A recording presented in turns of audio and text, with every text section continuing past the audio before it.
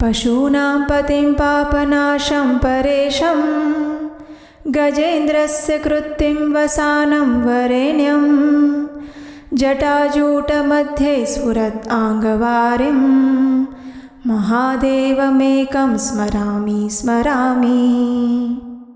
संसार का सारा विश्व अपने भीतर धारण करके भी जिसने किसी के प्रति फरियाद नहीं की, वो कौन हो सकता है? यही तो है हमारे नीलकंठ महादेव। उन्होंने विष को अपने कंठ में रोक लिया ताकि उसकी एक बूंद भी सृष्टि को नष्ट न कर पाए। और शायद इसीलिए भगवान शिव केवल पूजे नहीं जाते, उन्हें अपने जीवन का आदर्श भी बनाया जाता है। और श्रावण मास हमें याद दिलाता है कि दूसरों के लिए अपने भीतर कितना प्रेम और सहनशीलता उत्पन्न की जा सकती है। और आज की कथा हमें भगवान शिव के इसी अद्भुत स्वरूप की ओर आगे बढ़ाएगी। तो चलिए हमारे इस श्रावण मास कथा श्रृंखला को आगे बढ़ाते हुए सुनते हैं आज की श्रावण मास कथा। आइए आज की कथा आरंभ करते हैं।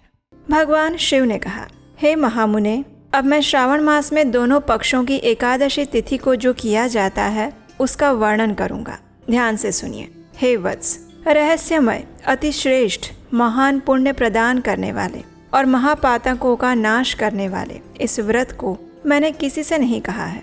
ये एकादशी व्रत श्रवण मात्र से मनुष्यों को वांछित फल प्रदान करता है, पापों का नाश करता है और वो सभी व्रतों में श्रेष्ठ और शुभ है। दशमी तिथि में प्रातः काल स्नान करके शुद्ध होकर संध्या आदि कर लेना चाहिए और वेदवेत्ता, पुराणज्ञ, जितेंद्रिय विप्रों से आज्ञा लेकर 16 उपचारों से भगवान विष्णु का विधिवत पूजन करना चाहिए। पूजन करके उनसे इस प्रकार प्रार्थना करनी चाहिए, हे पुंडरीकाक्ष, मैं एकादशी को निराहार रहकर दूसरे दिन भोजन करूंगा। हे अच्युत, आप मेरे शरण दाता होइए।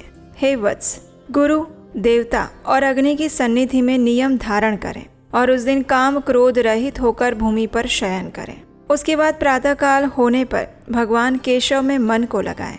भूख लगने और प्रस्खलन आदि के समय श्रीधर इस शब्द का उच्चारण करें। हे वत्स, यह व्रत मोक्ष प्रदान करने वाला है, इसलिए 3 दिनों तक पाखंडी आदि लोगों के साथ बातचीत, उन्हें देखना और उनकी बातें सुनना, इन सभी चीजों का त्याग कर देना चाहिए। उसके बाद क्रोध रहित होकर पंचगव्य लेकर मध्याह्न के समय नदी आदि के निर्मल जल में स्नान करना चाहिए। सूर्य को नमस्कार करके भगवान श्रीधर की शरण में जाना चाहिए और वर्णाचार की विधि से सभी कृत्य संपन्न करके घर आना चाहिए। वहाँ पुष्प, धूप और अनेक प्रकार के नैवेद्यों से श्रद्धा और भक्ति पूर्वक श्रीधर की पूजा करनी चाहिए। उसके बाद सुवर्णमय पंचरत्न युक्त श्वेत चंदन से लिप्त और 2 वस्त्रों से आच्छादित कलश को स्थापित करके और शंख, चक्र, गदा युक्त देवाधिदेव श्रीधर की प्रतिमा स्थापित करके उनकी पूजा करनी चाहिए। फिर गीत, वाद्य और कथा श्रवण के साथ रात्रि में जागरण करना चाहिए। इसके बाद विमल प्रभात होने पर द्वादशी के दिन विधिवत पूजन करना चाहिए और फिर बुद्धिमान मनुष्य को चाहिए कि वो श्रीधर इस नाम का जप करें। उसके बाद शंख, चक्र और गदा धारण करने वाले देव देवेश भगवान श्रीधर की पुनः पूजा करनी चाहिए। सुवर्ण दक्षिणा सहित कलश ब्राह्मण को प्रदान करना चाहिए और उस समय ब्राह्मण को विशेष करके नवनीत अवश्य प्रदान करना चाहिए। उसके बाद भगवान को प्रार्थना करनी चाहिए, हे भगवान श्रीधर, आज आप मुझ पर प्रसन्न होइए और मुझे आपकी भक्ति तथा अति उत्तम लक्ष्मी प्रदान कीजिए। हे मुनि श्रेष्ठ, इस प्रकार उच्चारण करके जगत गुरु श्रीधर से प्रार्थना करके श्रेष्ठ ब्राह्मणों को भोजन करवाने के बाद अपने सामर्थ्य के अनुसार दक्षिणा देनी चाहिए। उसके बाद सेवकों आदि को भोजन करवाना चाहिए, फिर गायों को घास खिलाना चाहिए। इसके बाद मित्रों और बंधु बांधवों के साथ स्वयं भोजन करना चाहिए। हे सनत कुमार, मैंने आपको ये श्रावण मास के शुक्ल पक्ष की एकादशी व्रत की विधि बताई है। इसी प्रकार कृष्ण पक्ष की एकादशी में भी करना चाहिए। दोनों व्रतों में अनुष्ठान एक समान होता है, केवल देवताओं के नाम में भेद है। कृष्ण पक्ष की एकादशी में जनार्दन मुझ पर प्रसन्न हो, ऐसा वाक्य बोलना चाहिए। शुक्ल एकादशी के देवता श्रीधर हैं और कृष्ण एकादशी के देवता जनार्दन हैं। हे सनत कुमार, ये मैंने आपसे दोनों एकादशी व्रतों का वर्णन किया। इस एकादशी व्रत के समान पुण्यप्रद व्रत कोई भी नहीं है और ना कोई होगा। आपको ये व्रत गुप्त रखना चाहिए और दुष्ट हृदय वाले को नहीं देना चाहिए। हे सनत कुमार, अब मैं द्वादशी तिथि में होने वाले श्री हरि के पवित्रारोपण व्रत का वर्णन करूंगा। पूर्व में देवी की कही गई पवित्रारोपण विधि के समान ही इसका भी पवित्रारोपण होता है। इसमें जो विशेष बात है वो मैं तुम्हें बताऊंगा, सावधान होकर सुनिए। हे महामुने, इस व्रत के लिए जो अधिकारी बताया गया है उसे आप सुनिए। इस व्रत को कौन कर सकता है? ब्राह्मण, क्षत्रिय, वैश्य, शूद्र और स्त्री, इन सभी को अपने धर्म में स्थित होकर भक्ति पूर्वक पवित्रारोपण करना चाहिए। द्विज को चाहिए कि अतो देवा इस मंत्र से वो भगवान विष्णु की पूजा करें। स्त्रियों और शूद्रों के लिए नाम मंत्र हैं जिसके द्वारा वे विष्णु भगवान की पूजा कर सकते हैं। इसी प्रकार द्विज कद्रुदाय इस मंत्र से शिव जी की पूजा करें और स्त्रियों तथा शूद्रों के लिए नाम मंत्र हैं जिसके द्वारा वे शिव जी की पूजा करें। सतयुग में मणिमय, त्रेता में सुवर्णमय, द्वापर में रेशम का और कलयुग में कपास का सूत्र पवित्र के लिए बताया गया है। सन्यासियों को शुभ मानस पवित्रारोपण करना चाहिए। बनाए गए पवित्रकों को सर्वप्रथम बांस की सुंदर टोकरी में रखकर शुद्ध वस्त्र से ढककर भगवान के सामने लेकर आए और फिर इस प्रकार कहें, हे प्रभु, क्रियालोप के विधान के लिए जो आपने आच्छादन किया है, हे देव, आपकी प्रसन्नता के लिए मैं इसे करता हूँ। मेरे इस कार्य में विघ्न उत्पन्न ना हो। हे नाथ, मुझ पर दया कीजिए।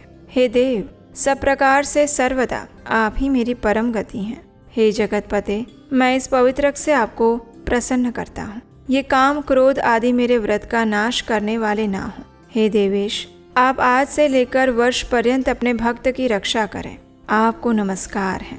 इस प्रकार कलश में देवता की प्रार्थना करके बांस के शुभ पात्र में स्थित पवित्रक की आदर पूर्वक प्रार्थना करनी चाहिए। उसे कहना चाहिए, हे पवित्रक, वर्ष भर की गई पूजा की पवित्रता के लिए विष्णु लोक से आप इस समय यहाँ पधारे।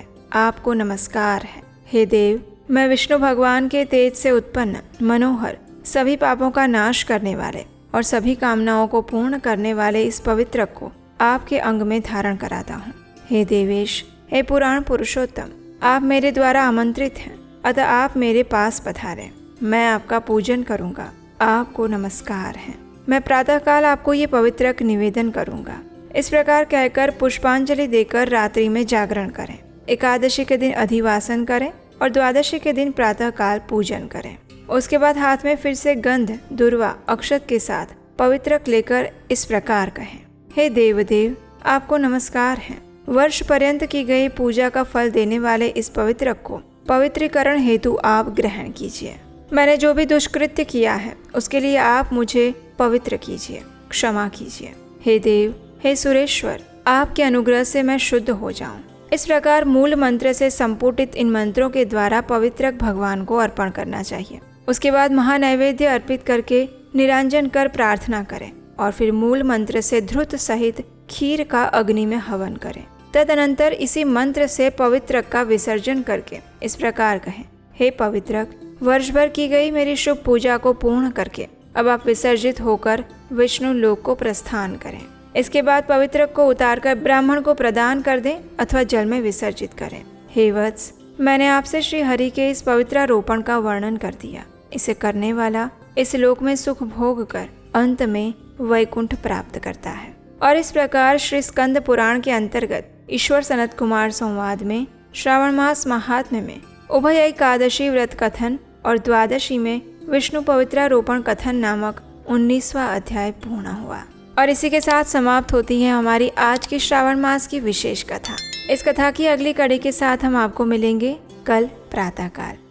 भगवान शिव की तरह हमेशा शांत, धीर और गंभीर रहना चाहते हैं, लेकिन मन बार बार परेशान करता रहता है। ओवर थिंकिंग से थक चुके हैं और इमोशंस तो इतना ज़्यादा ऊपर नीचे हो जाता है कि पूछो मत। मेडिटेशन डेली शुरू करते हैं लेकिन कंसिस्टेंसी नहीं बन पाती है। गुस्सा तो इतना आ जाता है कि बस पूछो मत। अगर इन सभी प्रॉब्लम से आप भी गुजर रहे हैं तो ये कोर्स आपके लिए है। हम आपके लिए लेकर आए हैं एक स्पेशली डिज़ाइंड क्यूरेटेड कोर्स जिसका नाम है द शिवा कोड, जिसके अंदर हम भगवान शिव को तत्वतः जानने का प्रयास करेंगे। उसके अलावा भगवान शिव के जीवन से हम अपनी लाइफ में प्रैक्टिकली क्या सीख सकते हैं वो भी हम जानेंगे। मेडिटेशन को सरल कैसे बनाया जा सकता है, अपने इमोशंस को कैसे कंट्रोल किया जा सकता है और भगवान शिव के पास टाइम से हमें क्या शिक्षाएं मिल रही हैं। और उसके अलावा 5 माइक्रो हैबिट्स जो आप अपने जीवन में भगवान शिव के जीवन से उतार सकते हैं। लिमिटेड टाइम ऑफर है तो जल्दी से जाइए, नीचे डिस्क्रिप्शन बॉक्स में लिंक दिया गया है।